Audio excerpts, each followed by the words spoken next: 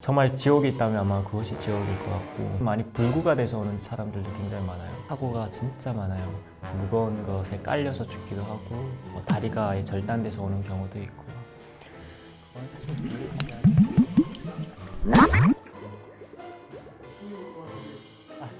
죄송해요. 이거 약간 안녕하세요.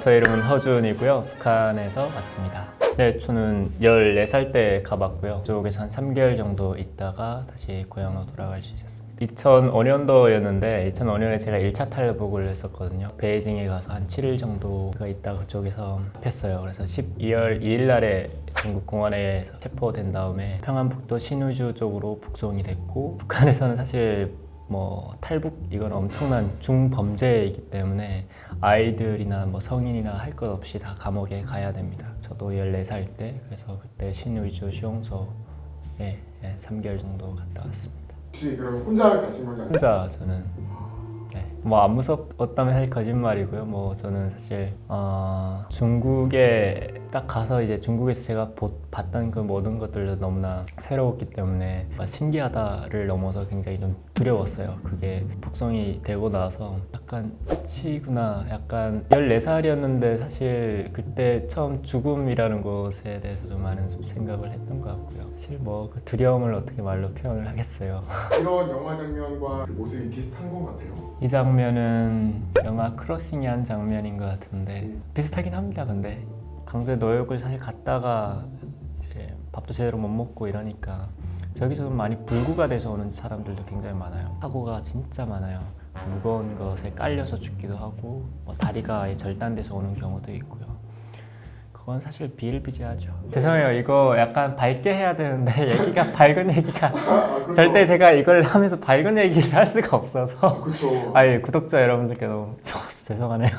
네, 오늘은 그래서 북한 수용소가 무서운 이유 5가지 정도를 제가 여러분들께 말씀을 드릴 텐데요. 첫 번째는 바로 사실 뭐니 해도 강제 노역.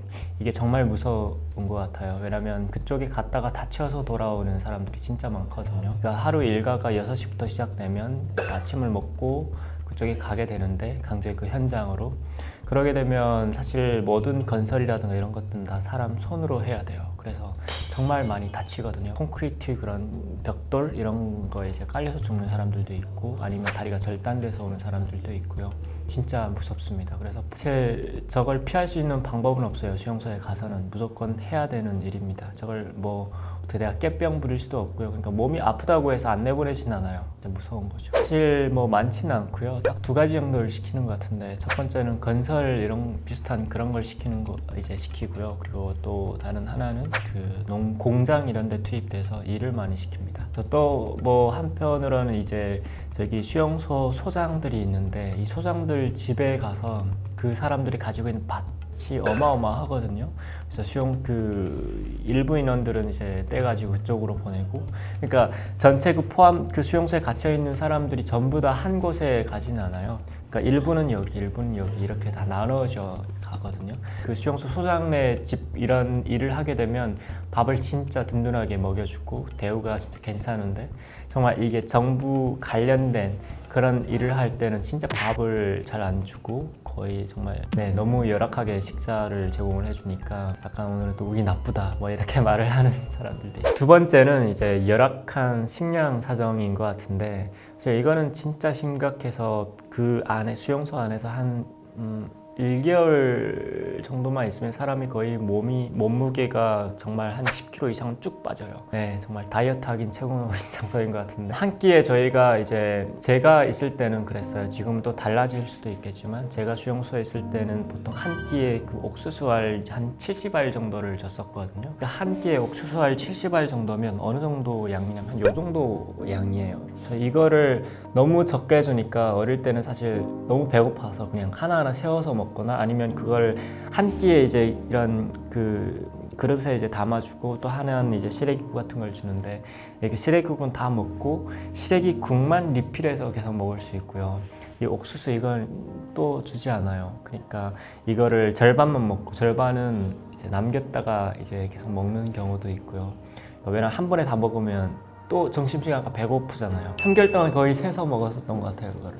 근데 약간 또 어른들이 빼앗아 먹게 돼요. 잘 숨겨두고 먹기도 하고 그랬었는데. 와, 그래서 저기서는 사실 사람들이 죽지 않을 만큼만 져요. 그러니까 굶어 죽지는 않아요. 근데 진짜 그 약간 배고픔의 정도가 진짜 극에 달하죠. 사실 일부는 맞고 일부는 아닌데 쥐 잡아먹고 이런 거는 정말 장기 수감자들 사이에서 많이 그런 일이 있어요. 그러니까 약간 금방 한 몇 개월 정도 있다 나갈 사람들은 사실 그러진 않고요. 정말 면회 올 사람도 없고 사실 뒤에 백도 없는 사람들 같은 경우에는 진짜 먹을 게 없거든요. 그래서 쥐를 잡아먹은 건 사실이고요. 쥐고기는 맛있어요. 뒤에 오셨어요? 먹는 사람들의 그 옆에 보면 진짜 맛있게 먹던데.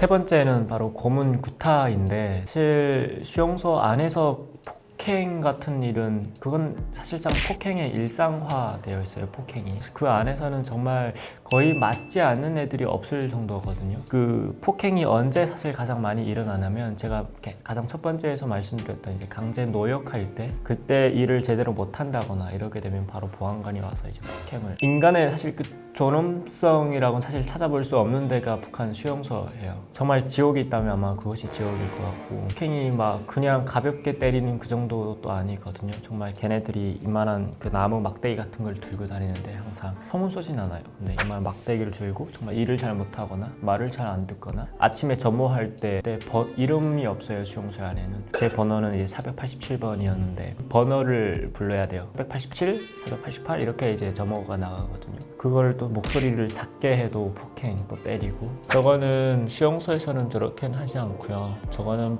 저 보이부에서 하는 거예요. 보이부에서 가장 흔하게 있던 일들인데 네, 저거는 너무 흔한 일이에요. 저건 약간 임산부들 대상으로도 많이 하고 있고요. 여성들,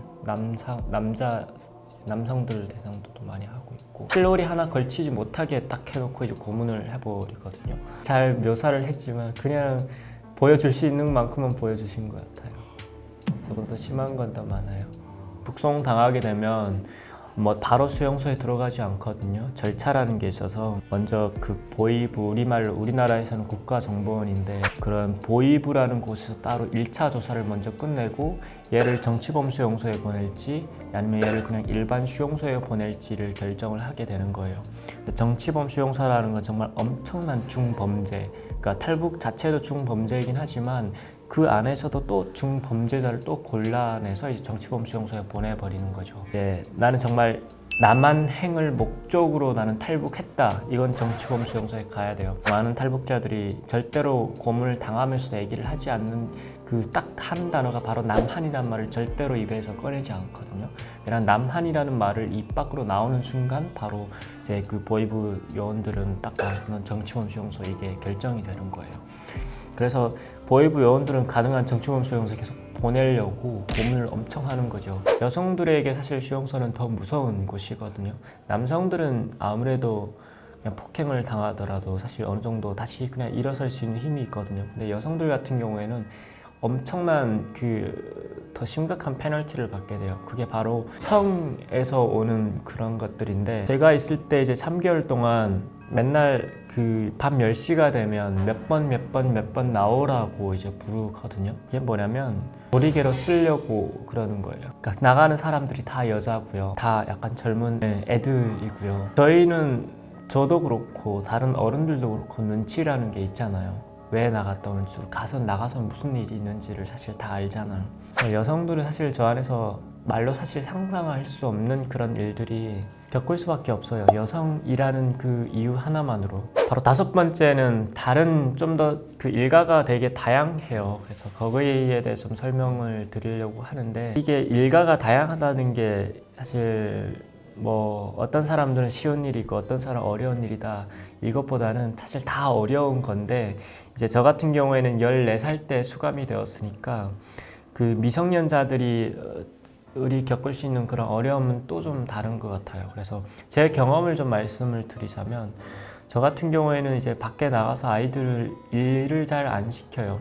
북한도 사실 그 눈이라는 게 다 있어서 여러 사람들 사이에서 애들까지 저렇게 시키냐 약간 이런 말들이 있으면 사실 보기 안 좋잖아요. 근데 애들은 가능한 이제 그 수용소 안에서 할 수 있는 일들을 좀 시키고요. 그것도 없으면 사실 수용소 그 깜빵 안에 하루 종일 있어야 돼요. 근데 사실 제 입장에서 제 경험으로 사실 밖에 나가는 게 훨씬 더 좋았어요. 왜냐면 수용소 안에 빈대가 막 드글드글 거리는 판자 사이로 짬이 있는데 거기서 벌레가 올라오고 위에서 빈대가 떨어지고 가장 또 안 좋은 건 빛이 절대로 안 들어와요. 네, 좀 그게 좀 가장 힘들었어요. 저랑 이제 같은 미성년자가 그때 한 4명 정도가 있었는데 진짜 힘들었어요. 시간도 안 가요, 그 안에서는. 그리고 또 누워 있을 수도 없거든요. 그 안에 있으면 딱 그 다리를 안쪽으로 이렇게 모으고 이렇게 앉아 있어야 되거든요. 그게 진짜 힘들었던 것 같아요. 왜냐면 그 바로 앉아 있다가 이렇게 뒤로 딱 넘어지거나 했을 때 그게 보안관한테 들킨다 바로 폭행, 문을 열고 바로 곤봉으로 치고.